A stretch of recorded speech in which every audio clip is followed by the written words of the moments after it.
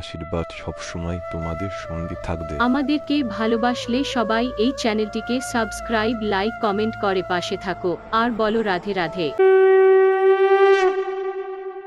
ওম শ্রী পরমাত্মনে নমঃ। যথার্থ গীতা, শ্রীমদ্ ভগবদ গীতা, অথ পঞ্চদশ অধ্যায়। মহাপুরুষগণ বিভিন্ন দৃষ্টান্ত দ্বারা সংসারকে বোঝাবার চেষ্টা করেছেন। কেউ সংসার অরণ্য বলেছেন, কেউ সংসার সাগর বলেছেন। অবস্থা ভেদে একেই ভবনদী, ভবকূপ বলা হয়েছে এবং কখনো এর তুলনা গোষ্পদের সঙ্গে করা হয়েছে, অর্থাৎ ইন্দ্রিয় সমূহের আয়তন যত, সংসারও ততটুকুই। এবং শেষে এমন অবস্থা আসে যে নাম লইত ভব সিন্ধু সুখাহি, নাম নিলেই ভবসিন্ধু শুকিয়ে যায়। এরূপ সমুদ্র সংসারে আছে কি? যোগেশ্বর শ্রীকৃষ্ণ সংসারকে সমুদ্র ও বৃক্ষের সংজ্ঞা দিয়েছেন। দ্বাদশ অধ্যায়ে তিনি বলেছেন, যারা আমার অনন্য ভক্ত তাদের শীঘ্রই সংসার সমুদ্র থেকে উদ্ধার করি। এখানে প্রস্তুত অধ্যায়ে যোগেশ্বর শ্রীকৃষ্ণ বলছেন যে এই সংসার বৃক্ষস্বরূপ। এর ছেদন করতে করতে যোগীগণ সেই পরম পদের খোঁজ করেন। শ্রী ভগবান উবাচ।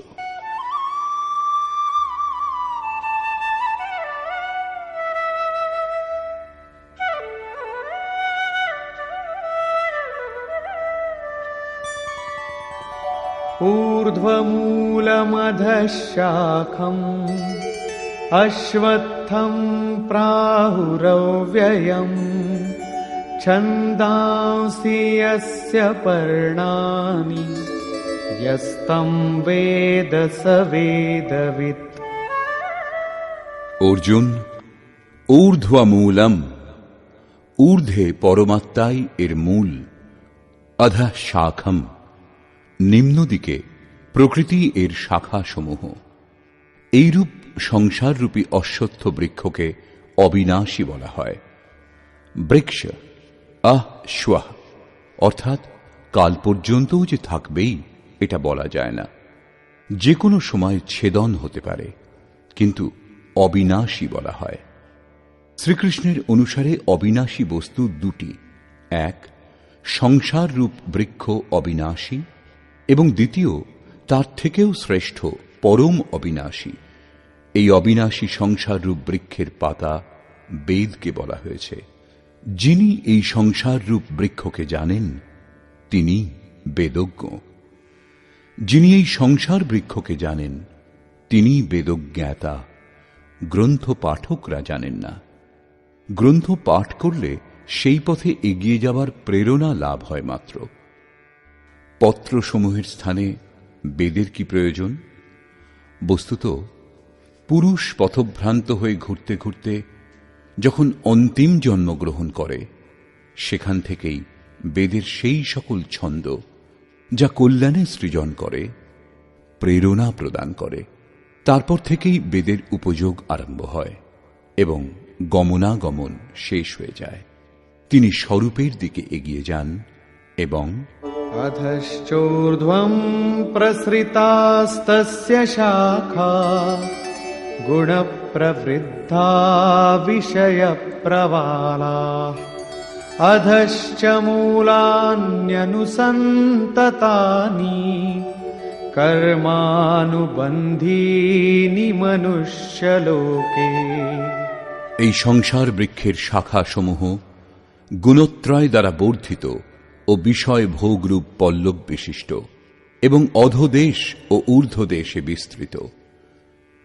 নিম্নে কীট পতঙ্গ পর্যন্ত এবং ঊর্ধ্বে দেবভাব থেকে আরম্ভ করে ব্রহ্মা পর্যন্ত সর্বত্র বিস্তৃত এবং কেবল মনুষ্য যোনিতে কর্মানুসারে আবদ্ধ করে। অন্য সমস্ত যোনি ভোগ উপভোগ করে। মনুষ্য যোনি কর্মানুসারে বন্ধন তৈরি করে।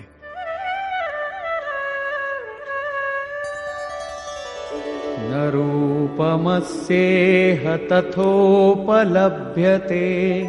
नान्तो न चादिर्न च सम्प्रतिष्ठा अश्वत्थमेनं सुविरूढमूलम्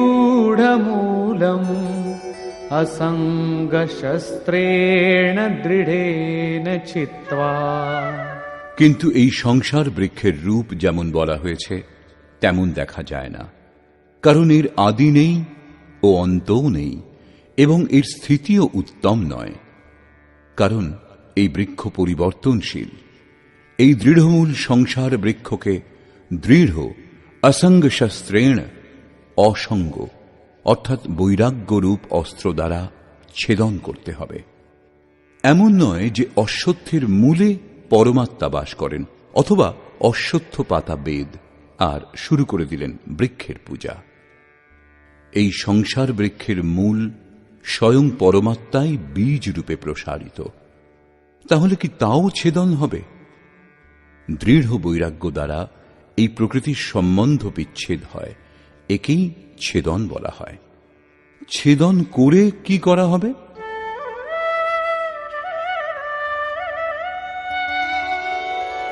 ततः पदं तत्परिमार्गितव्यम् यस्मिन् गता न निवर्तन्ति भूयः तमेव चाद्यं पुरुषं प्रपद्ये यतः प्रवृत्ति प्रसृता पुराणी। দৃঢ় বৈরাগ্য দ্বারা সংসার বৃক্ষকে ছেদন করে সেই পরম পদ পরমেশ্বরের উত্তম রূপে অন্বেষণ করতে হয়, যাকে প্রাপ্ত হলে সংসারের আর পুনরাবৃত্তি হয় না, অর্থাৎ পূর্ণ নিবৃত্তি লাভ হয়। কিন্তু তার অন্বেষণ কিরূপে সম্ভব?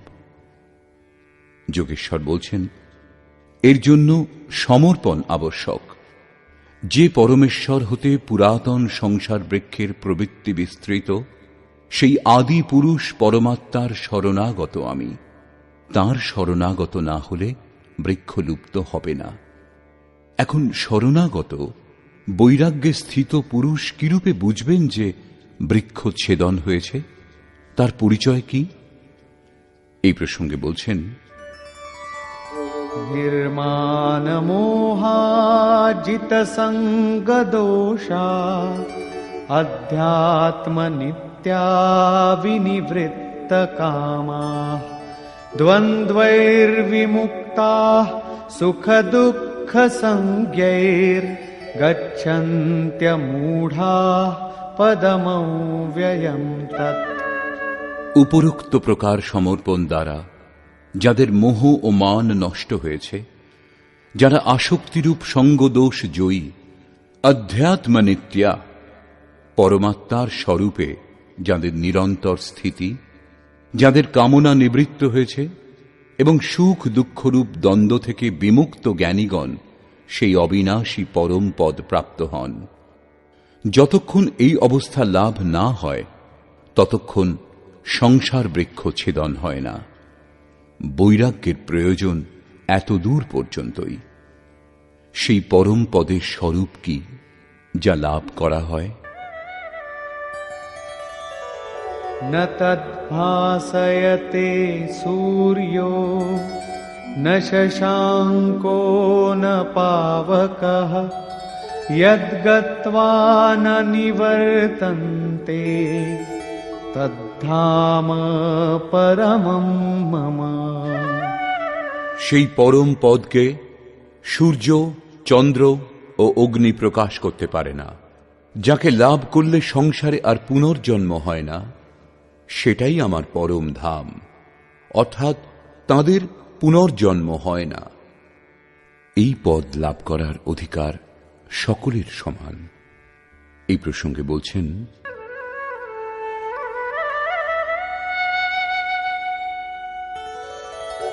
ममैवांशो जीवलोके जीवभूतः सनातनः मनः षष्ठानीन्द्रियाणि प्रकृतिस्थानि कर्षति। জীবলোকে। দেহকেই লোক বলে, অর্থাৎ এই দেহে এই জীবাত্মা আমারই সনাতন অংশ এবং সেই ত্রিগুণময়ী মায়াতে স্থিত মন ও পঞ্চেন্দ্রিয়কে আকর্ষণ করে। কি রূপে? শরীরং যদবাপ্নোতি যচ্চাপ্যুৎক্রামতীশ্বরঃ গৃহীত্বৈতানি সংয়াতি বায়ুর্গন্ধানি বাশয়াৎ। বায়ু যেমন গন্ধস্থান থেকে গন্ধ আহরণ করে, তেমনি দেহের স্বামী জীবাত্মা যে পূর্ব দেহ ত্যাগ করে, সেই দেহ থেকে মন ও জ্ঞানেন্দ্রিয় সমূহের কার্যকলাপ গ্রহণ করে, অর্থাৎ আকর্ষণ করে সঙ্গে নিয়ে আবার যে নতুন দেহ লাভ করে তাতে প্রবেশ করে। অর্থাৎ যখন নতুন দেহ পরের মুহূর্তেই লাভ হয়, তখন আটার পিণ্ড তৈরি করে কাকে অর্পণ করেন? গ্রহণ কে করে? সেই জন্য শ্রীকৃষ্ণ অর্জুনকে বলেছিলেন, এই অজ্ঞান তোমার কোত্থেকে উৎপন্ন হল যে এই পিণ্ডোদক ক্রিয়া লুপ্ত হবে? সেখানে করে কি? মন ও 6টি ইন্দ্রিয় কে কে? শ্রোত্রম চক্ষুঃ স্পর্শনম চ রসনম ঘ্রাণমেব চ অধিষ্ঠায় মনশ্চায়ম বিষয়ানুপসেবতে।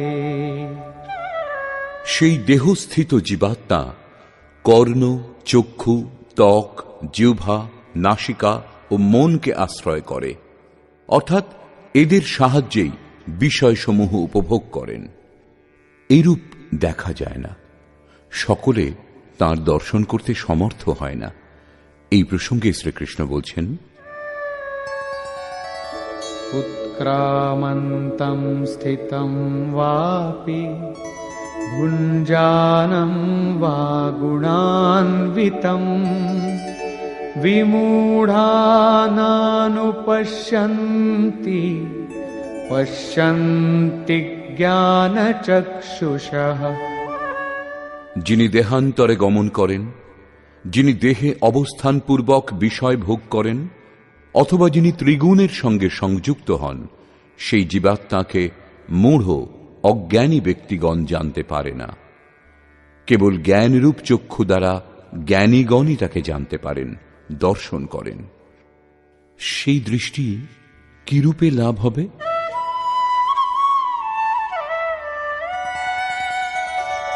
यतन्तो योगिनश्चैनं पश्यन्त्यात्मन्यवस्थितं यतन्तोऽप्यकृतात्मानो नैनं पश्यन्त्यचेतसः। যোগীগণ স্বীয় হৃদয়ে চিত্তকে সর্বদিক থেকে একত্র করে এই আত্মাকে যত্নপূর্বক প্রত্যক্ষ দর্শন করেন। কিন্তু অকৃতার্থ আত্মা যাদের, অর্থাৎ মলিন অন্তঃকরণ যাদের, সেই অজ্ঞানীগণ যত্নশীল হলেও এই আত্মাকে জানতে পারে না, কারণ তাদের অন্তঃকরণ বাহ্য প্রবৃত্তিসমূহে বিক্ষিপ্ত। চিত্তকে সর্বদিক থেকে একত্র করে অন্তরাত্মাতে যত্নশীল ভাবুকগণই তাকে লাভ করার যোগ্য হন। অতএব অন্তঃকরণ থেকে নিরন্তর সুমিরন আবশ্যক। এখন সেই মহাপুরুষগণের স্বরূপে যে সমস্ত বিভূতি লাভ হয়, যা পূর্বেও বলেছেন, সেই সকলের ওপর আলোকপাত করলেন।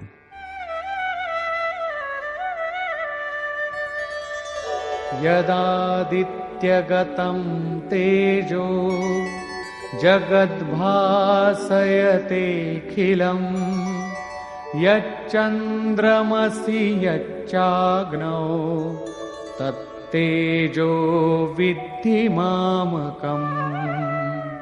যে জ্যোতি সূর্যে স্থিত হয়ে সমগ্র জগৎকে প্রকাশ করে, যে তেজ চন্দ্রে ও অগ্নিতে আছে, সেই জ্যোতি তুমি আমার জানবে। এখন সেই শক্তির কি কাজ, সেই প্রসঙ্গে বলছেন। गामाविश्य च भूतानि धारयाम्यहमोजसा पुष्णामि चौषधीः सर्वाः सोमो भूत्वा रसात्मकः। আমি পৃথিবীতে প্রবেশ করে স্বীয় শক্তি দ্বারা ভূত সকলকে ধারণ করি এবং চন্দ্রে রস স্বরূপ হয়ে সকল বনস্পতিদের পুষ্ট করি।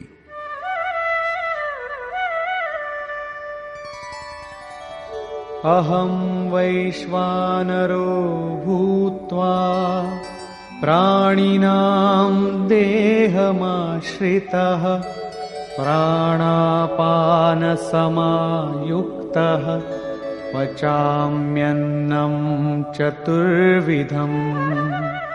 আমি প্রাণীগণের দেহে অগ্নিরূপে স্থিত হয়ে প্রাণ ও অপান বায়ুর সঙ্গে সংযুক্ত হয়ে 4 প্রকার খাদ্য পরিপাক করি। চতুর্থ অধ্যায়ে যোগেশ্বর শ্রীকৃষ্ণ স্বয়ং ইন্দ্রিয়াগ্নি, সংযমাগ্নি, যোগাগ্নি, প্রাণ অপানাগ্নি, ব্রহ্মাগ্নি ইত্যাদি 13-14টি অগ্নির উল্লেখ করেছেন। এদের সকলের পরিণাম জ্ঞান রূপেই পরিভাষিত হয়েছে। জ্ঞানকেই অগ্নি বলা হয়। শ্রীকৃষ্ণ বলছেন, এইরূপ অগ্নিস্বরূপ হয়ে প্রাণ ও অপানের সঙ্গে সংযুক্ত হয়ে 4 প্রকার বিধি দ্বারা জপ সর্বদা নিঃশ্বাস প্রশ্বাসে হয়। জপের 4 বিধি বৈখরী, মধ্যমা, পশ্যন্তী ও পরা। এই 4 বিধি দ্বারা প্রস্তুত অন্নকে আমি পরিপাক করি।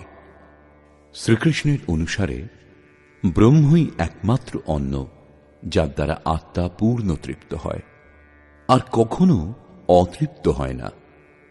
দেহের পোষক প্রচলিত অন্নকে যোগেশ্বর আহারের সংজ্ঞা দিয়েছেন। বাস্তবিক অন্ন পরমাত্মা।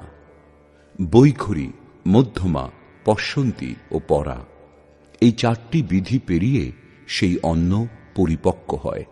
একেই অনেক মহাপুরুষ নাম, রূপ, লীলা ও ধাম বলেছেন। সর্বপ্রথম নাম জপ করা হয়। ক্রমশ হৃদয়ে ইষ্টের স্বরূপ প্রকট হতে থাকে।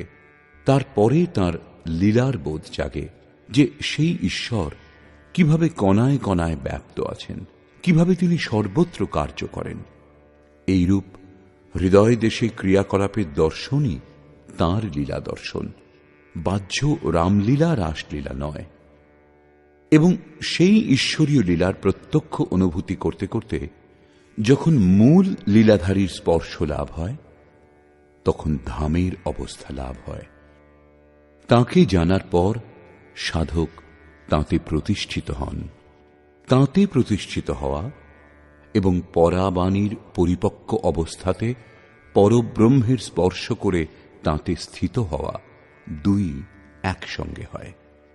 এইরূপ প্রাণ ও অপান অর্থাৎ নিঃশ্বাস ও প্রশ্বাসের সঙ্গে সংযুক্ত হয়ে 4 বিধি দ্বারা অর্থাৎ বৈখরী, মধ্যমা, পশ্যন্তী ও ক্রমশ পরা সম্পূর্ণ হয় যখন, তখন সেই অন্ন ব্রহ্ম পরিপক্ক হয়ে যায়, লাভও হয়, পরিপাকও হয় এবং পাত্র পরিপক্কই হয়।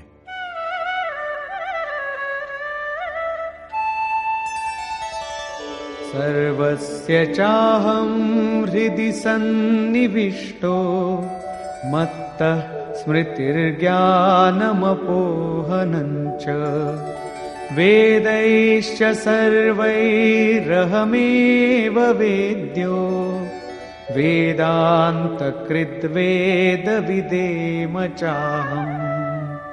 আমি সকল প্রাণীর হৃদয়ে অন্তর্যামী রূপে স্থিত আছি। আমার দ্বারাই স্বরূপের স্মৃতি উৎপন্ন হয়। স্মৃতি সুরতি, যে তত্ত্ব পরমাত্মা বিস্মৃত তাঁর স্মরণ হয়ে আসা, এই লক্ষণ প্রাপ্তিকালের। স্মৃতির সঙ্গে জ্ঞান অর্থাৎ সাক্ষাৎকার এবং অপৌহানম অর্থাৎ সকল বাধা আমার দ্বারাই শান্ত হয়। সকল বেদ মধ্যে যা জানার যোগ্য তা আমি, বেদান্তের কর্তা অর্থাৎ বেদস্য অন্তঃ স বেদান্ত পৃথক ছিলেন, তবেই তো অনুভব হল। যখন জানার সঙ্গে সঙ্গে সেই স্বরূপে প্রতিষ্ঠিত হয়েছেন, তখন আর কে কাকে জানতে চাইবেন? বেদান্তের কর্তা আমি, এবং বেদবিদ সেও আমি, বেদের জ্ঞাতাও আমি। অধ্যায়ের আরম্ভে তিনি বলেছিলেন যে এই সংসার বৃক্ষের ন্যায়, ঊর্ধ্বে পরমাত্মা মূল এবং নিম্নে প্রকৃতি পর্যন্ত বিস্তৃত তার শাখাসমূহ। যিনি এই মূল থেকে প্রকৃতির বিভাজন করে একে জানেন, মূল সহ জানেন, তিনিই বেদবিদ। এখানে যোগেশ্বর বলছেন যে আমি বেদবিদ। শ্রীকৃষ্ণ নিজের তুলনা বেদজ্ঞ মহাপুরুষগণের সঙ্গে করলেন। শ্রীকৃষ্ণ তত্ত্বজ্ঞ মহাপুরুষ, যোগীগণের মধ্যে পরম যোগী ছিলেন। এই প্রশ্ন এখানেই সম্পূর্ণ হল। এখন বলছেন যে এই সংসারে পুরুষের স্বরূপ দুই প্রকারের। द्वाविमौ पुरुषौ लोके क्षरश्चाक्षर एव च क्षरः सर्वाणि भूतानि कूटस्थोऽक्षर उच्यते। অর্জুন, এই সংসারে পুরুষ দুই প্রকারের হয়। এক ক্ষর, ক্ষয়শীল, পরিবর্তনশীল, এবং দ্বিতীয় অক্ষর, অক্ষয়, অপরিবর্তনশীল। তন্মধ্যে সকল ভৌত প্রাণীগণের শরীর বিনাশশীল, আজ আছে কাল থাকবে না। এরাই ক্ষর পুরুষ, এবং সাধনের দ্বারা যার মন ও ইন্দ্রিয় সমূহ নিরুদ্ধ, অর্থাৎ যার ইন্দ্রিয় সমূহ কূটস্থ, তাকে অক্ষর বলা হয়। এই কূটস্থ পুরুষকেই অবিনাশী বলা হয়। এখন আপনি স্ত্রী অথবা পুরুষ যাই হন না কেন, যদি দেহ ও দেহের উৎপত্তির কারণ সংস্কারের ক্রম বিদ্যমান, তাহলে আপনি ক্ষর পুরুষ। এবং যদি মন ও ইন্দ্রিয় সমূহ কূটস্থ হয়ে যায়, তাহলে আপনি অক্ষর পুরুষ। কিন্তু এটিও পুরুষের অবস্থা বিশেষই। এই দুইয়ের থেকেও শ্রেষ্ঠ এক অন্য পুরুষও আছেন। उत्तमः पुरुषस्त्वन्यः परमात्मेत्युदाहृतः यो लोकत्रयमाविश्य बिभर्त्यव्यय ईश्वरः।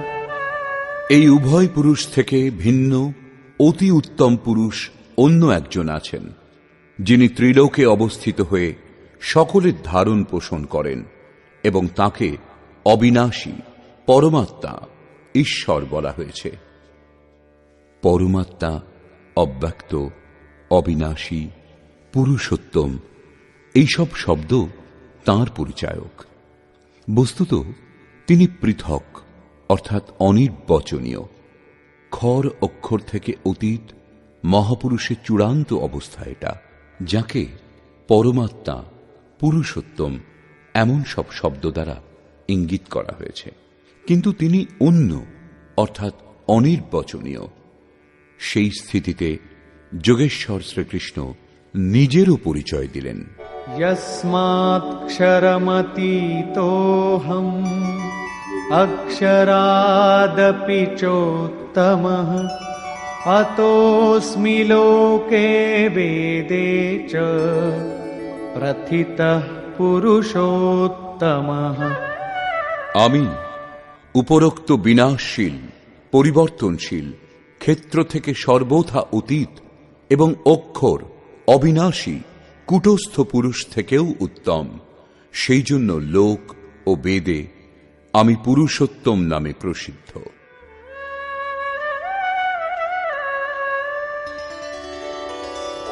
यो मामेवमसम्मूढो जानाति पुरुषोत्तमम् स सर्वविद् भजति माम् सर्वभावेन भारत। হে ভারত, উপরোক্ত এই প্রকার যে জ্ঞানী পুরুষ আমাকে পুরুষোত্তমকে সাক্ষাৎ জানেন, তিনি সর্বজ্ঞ পুরুষ। তিনি সর্বপ্রকারে পরমাত্মারূপ আমাকেই ভজনা করেন। তিনি আমার থেকে পৃথক নন।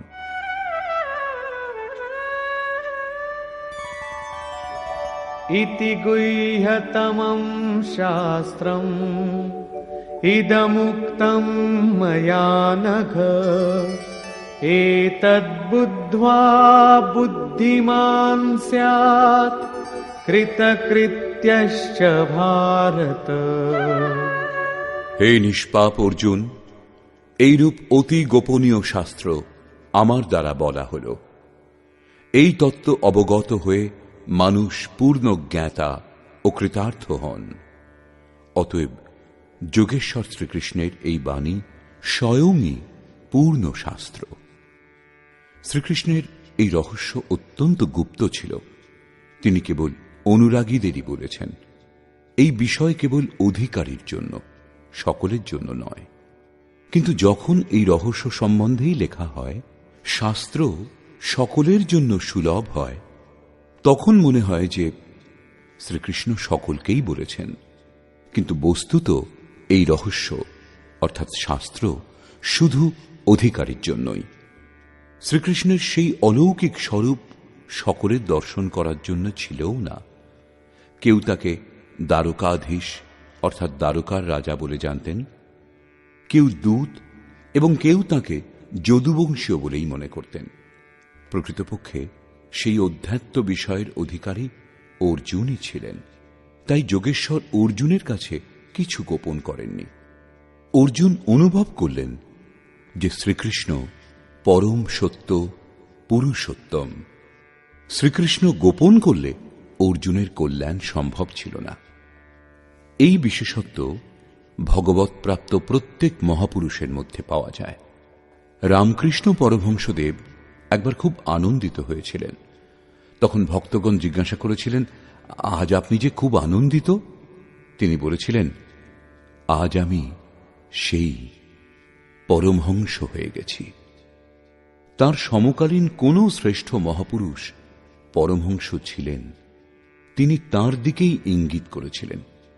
কিছুক্ষণ পর তিনি অনুগামী সাধকদের, যারা কায়মনোবাক্যে বৈরাগ্যের আশায় তাঁর অনুগামী, তাদের বলেছিলেন, দেখো, তোমরা আর সন্দেহ করো না, আমি সেই রাম যিনি ত্রেতাযুগে আবির্ভূত হয়েছিলেন। আমি সেই কৃষ্ণ যিনি দাপর যুগে আবির্ভূত হয়েছিলেন। আমি তাঁদেরই পবিত্র আত্মা, সেই স্বরূপ। যদি ভগবৎ প্রাপ্তির ইচ্ছা করো, তাহলে আমার স্বরূপ দেখো। এইরূপ পূজ্য মহারাজজিও সকলকে বলতেন, ও আমি ভগবানের দূত। যিনি প্রকৃত সন্ত, তিনি ভগবানের দূত হন। আমাদের দ্বারাই তাঁর সন্ধান পাওয়া যায়। যীশুখ্রিস্ট বলেছিলেন, আমি ভগবানের পুত্র, আমার কাছে এসো, তাহলে ঈশ্বরের পুত্র বলে অভিহিত হবে। অতএব সকলেই পুত্র হতে পারেন। সান্নিধ্যে আসার তাৎপর্য, তাঁরা সাধনা করে যে ব্রহ্মে স্থিত হয়েছেন, সাধনাক্রমে চলে তা সম্পূর্ণ করতে হবে। মোহাম্মদ সাহেবও বলেছিলেন, আমি আল্লাহর রসুল, সংবাদ বাহক। পূজ্য মহারাজজি সকলকে এটুকু বলতেন। কারো বিচার খণ্ডন মণ্ডন করেননি তিনি, কিন্তু বিরক্ত অনুগামীদের বলতেন, কেবল আমার স্বরূপ দেখো। যদি তুমি সেই পরম তত্ত্ব সম্বন্ধে জানতে চাও, তাহলে আমাকে দেখো, সন্দেহ করো না। যারা সন্দেহ করতেন, তাদের অনুশাসনের মধ্যে রেখে অন্তরে অনুভব সঞ্চার করে বাহ্য সমস্ত বিচার থেকে সরিয়ে যোগেশ্বর শ্রীকৃষ্ণের অনুসারে দ্বিতীয় অধ্যায়ের 40 থেকে 43 সংখ্যক শ্লোক, অনন্ত পূজা পদ্ধতি যার অন্তর্গত, তাই নিজের স্বরূপে নিযুক্ত করেছিলেন। তিনি অদ্যাবধি মহাপুরুষের রূপে অবস্থিত। এই রূপ শ্রীকৃষ্ণের স্থিতিও গোপনীয় ছিল, কিন্তু নিজের অনন্য ভক্ত, পূর্ণ অধিকারী অনুরাগী অর্জুনের প্রতি তিনি তা প্রকাশ করেছিলেন। প্রত্যেক ভক্তের পক্ষেই এমন হওয়া সম্ভব। মহাপুরুষ লক্ষ লক্ষ ব্যক্তিকে সেই পথে চালান। নিষ্কর্ষ। বর্তমান অধ্যায়ের শুরুতে যোগেশ্বর শ্রীকৃষ্ণ বলেছিলেন, একটা অশ্বত্থ বৃক্ষের ন্যায় এই সংসার। অশ্বত্থ একটা উদাহরণ মাত্র। ঊর্ধ্বে এর মূল পরমাত্মা এবং নিম্নে প্রকৃতি পর্যন্ত বিস্তৃত এর শাখা প্রশাখা। যিনি এই বৃক্ষকে সম্পূর্ণরূপে জানেন তিনি বেদজ্ঞ। এই সংসার বৃক্ষের শাখাসমূহ ঊর্ধ্বদেশে এবং অধোদেশে সর্বত্র বিস্তৃত, এবং মূলানি এর মূলের জাল ঊর্ধ্বে এবং নিম্নে সর্বত্র ব্যাপ্ত, কারণ সেই মূল ঈশ্বর এবং তিনি বীজ রূপে প্রত্যেক জীবের হৃদয়ে বাস করেন। দৃষ্টান্তস্বরূপ একটি পৌরাণিক কাহিনী প্রস্তুত করা হয়েছে। একবার পদ্মফুলের ওপর বসে ব্রহ্মা বিচার করছিলেন যে আমার উৎপত্তি স্থান কোথায়, কোথায় আমার জন্ম হয়েছিল। তিনি সেই পদ্মফুলের নালে প্রবেশ করে অনবরত এগিয়ে যেতে লাগলেন, কিন্তু নিজের উদ্গম দেখতে পেলেন না। তখন তিনি হতাশ হয়ে পদ্মাসনে বসে পড়লেন। চিত্ত নিরুদ্ধ করার প্রচেষ্টা করতে লাগলেন এবং ধ্যান দ্বারা তিনি নিজের মূল উৎস কোথায় তা খুঁজে পেলেন। পরম তত্ত্বের সাক্ষাৎকার করে তাঁর স্তব করলেন। পরম স্বরূপের দ্বারা অবগত হলেন যে আমি সর্বত্র বিরাজমান, কিন্তু আমার প্রাপ্তিস্থান হৃদয়। হৃদয় দেশে যিনি ধ্যান করেন তিনি আমাকে লাভ করেন। ব্রহ্মা প্রতীক স্বরূপ। যোগ সাধনের পরিপক্ক অবস্থাতে এই স্থিতি জাগ্রত হয়। ঈশ্বর লাভে প্রবৃত্ত ব্রহ্মবিদ্যার সঙ্গে সংযুক্ত বুদ্ধিকেই ব্রহ্মা বলা হয়। পদ্মফুল জলে অবস্থিত হয়েও নির্মল ও নির্লিপ্ত থাকে। বুদ্ধি যতক্ষণ এদিক সেদিক সন্ধান করে ততক্ষণ লাভ করতে পারে না, কিন্তু যখন সেই বুদ্ধি নির্মলতার আসনে স্থির হয়ে মন ও ইন্দ্রিয় সমূহকে সংযম করে হৃদয় রাজ্যে নিরুদ্ধ করে এবং সেই নিরুদ্ধ মন ও ইন্দ্রিয় সমূহ যখন বিলীন হয়ে যায়, তখন স্বীয় হৃদয়ে পরমাত্মাকে লাভ করে। যোগেশ্বর শ্রীকৃষ্ণের অনুসারে সংসার বৃক্ষস্বরূপ, যার মূল এবং শাখাসমূহ সর্বত্র বিস্তৃত। কর্মানুবন্ধীনি মনুষ্য লোকে, কর্মানুসারে কেবল মনুষ্য যোনিতে বন্ধন তৈরি করে, আবদ্ধ করে। অন্য যোনিতে যাদের জন্ম হয় তারা কর্মের অনুসারে ভোগ উপভোগ করে। অতএব দৃঢ় বৈরাগ্যরূপ শস্ত্র দ্বারা এই সংসার বৃক্ষকে তুমি ছেদন করো এবং সেই পরম পদের অনুসন্ধান করো যে মহর্ষিগণ তাকে লাভ করেছেন, তাদের পুনর্জন্ম হয় না। কিরূপে জানা যাবে যে সংসার বৃক্ষ ছেদন হয়েছে? যোগেশ্বর বলছেন, যিনি মান ও মোহমুক্ত, যিনি সঙ্গদোষ জয় করেছেন, যার কামনা নিবৃত্ত হয়েছে এবং যিনি দ্বন্দ্ব থেকে মুক্ত, তিনি সেই পরম তত্ত্ব লাভ করেন। সেই পরম পদকে সূর্য, চন্দ্র বা অগ্নি কেউ প্রকাশিত করতে পারে না।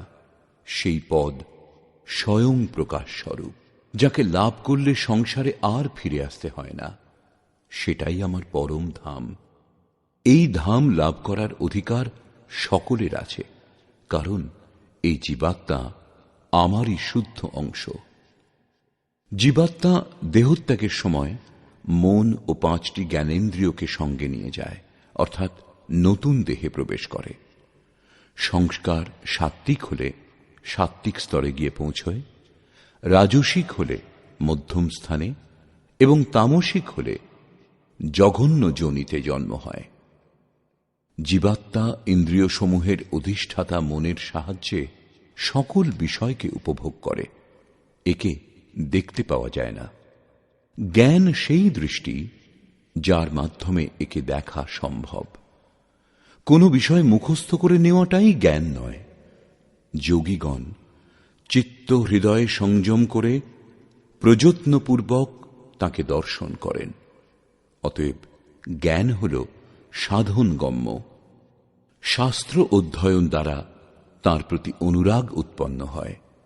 সংশয়যুক্ত অকৃতাত্মা ব্যক্তিগণ যত্নশীল হলেও একে দেখতে পায় না। এখানে প্রাপ্তি স্থানের বর্ণনা করা হয়েছে। অতএব সেই অবস্থাতে বিভূতিসমূহের প্রবাহ স্বাভাবিক। সে সকলের ওপর আলোকপাত করে যোগেশ্বর শ্রীকৃষ্ণ বলছেন, সূর্য ও চন্দ্রে যে প্রকাশ আছে সেই প্রকাশ আমার জানবে। অগ্নিতে যে তেজ আছে সেই তেজও আমার। আমি প্রচণ্ড অগ্নিরূপে 4 বিধি দ্বারা পরিপক্ক অন্নকে পরিপাক করি। শ্রীকৃষ্ণের বাণীতে অন্ন একমাত্র ব্রহ্ম, অন্নম ব্রহ্মেতি ব্যজানাৎ, যাকে লাভ করে এই আত্মা পূর্ণ তৃপ্ত হয়। বৈখরি থেকে পরা পর্যন্ত পূর্ণ পরিপক্ক হয়ে অন্ন পরিপাক হয়ে যায়, সেই পাত্র বিলীন হয়। এই অন্ন আমিই পরিপাক করি, অর্থাৎ সদ্গুরু রথী না হলে এই উপলব্ধি সম্ভব নয়। এই বিষয়ের উপর জোর দিয়ে যোগেশ্বর শ্রীকৃষ্ণ পুনরায় বললেন, সকল প্রাণীর অন্তর্দেশে অবস্থিত হয়ে আমি স্মৃতি প্রদান করি, বিস্মৃত স্বরূপের স্মৃতি প্রদান করি। স্মৃতির সঙ্গে যে জ্ঞান লাভ হয় তা আমি। এই জ্ঞান লাভের পথে যে বাধা উপস্থিত হয় সেই বাধা আমিই দূর করি। আমি জ্ঞাতব্য এবং বিদিত হলে জ্ঞানের অন্তর্কর্তাও আমি। আমি বেদবিদ। কে কাকে জানবার জন্য প্রযত্নশীল হবে? অধ্যায়ের প্রারম্ভে বলেছিলেন, যিনি সংসার বৃক্ষকে সম্পূর্ণরূপে জানেন তিনিই বেদবিদ। যিনি এই সংসার বৃক্ষকে ছেদন করেন তিনি একে জানতে পারেন। এখানে বলছেন, আমি বেদবিদ পুরুষোত্তম, তাঁকে লাভ করার অধিকার মানব মাত্রেরই। পরিশেষে বললেন, 2 প্রকারের পুরুষ এই পৃথিবীতে আছে। সকল ভূত প্রাণীর দেহ খড়। মন যখন কুটস্থ হয় তখন এই পুরুষকেই অক্ষর বলা হয়। অক্ষর হলেও এখনো তা দ্বন্দ্বাত্মক এবং এর থেকেও শ্রেষ্ঠ, যাকে পরমাত্মা, পরমেশ্বর, অব্যক্ত ও অবিনাশী বলা হয়, তিনি সম্পূর্ণ ভিন্ন। এই অবস্থা খর অক্ষরের ঊর্ধ্বে, একেই পরম স্থিতি বলা হয়। এর সঙ্গে তুলনা করে বললেন, আমিও খর অক্ষরের ঊর্ধ্বে, আমি সেই, তাই লোকে আমাকে পুরুষোত্তম বলে। এইরূপ যারা উত্তম পুরুষকে জানেন সেই জ্ঞানী ভক্তগণ সদা আমার ভজনা করেন। তাদের জ্ঞানে পার্থক্য নেই। অর্জুন, এই অত্যন্ত গোপনীয় রহস্য সম্বন্ধে আমি তোমাকে বললাম।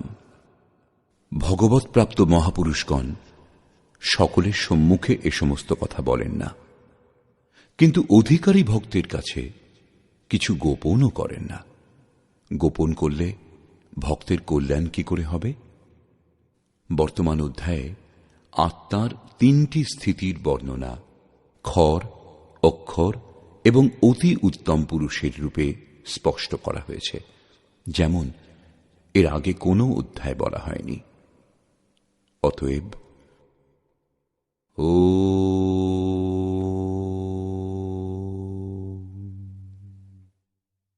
এই প্রকার শ্রীমদ্ ভগবদ্ গীতারূপী উপনিষদ এবং ব্রহ্মবিদ্যা তথা যোগশাস্ত্র বিষয়ক শ্রীকৃষ্ণ ও অর্জুনের সংবাদে পুরুষোত্তম যোগ নামক 15 অধ্যায় পূর্ণ হল।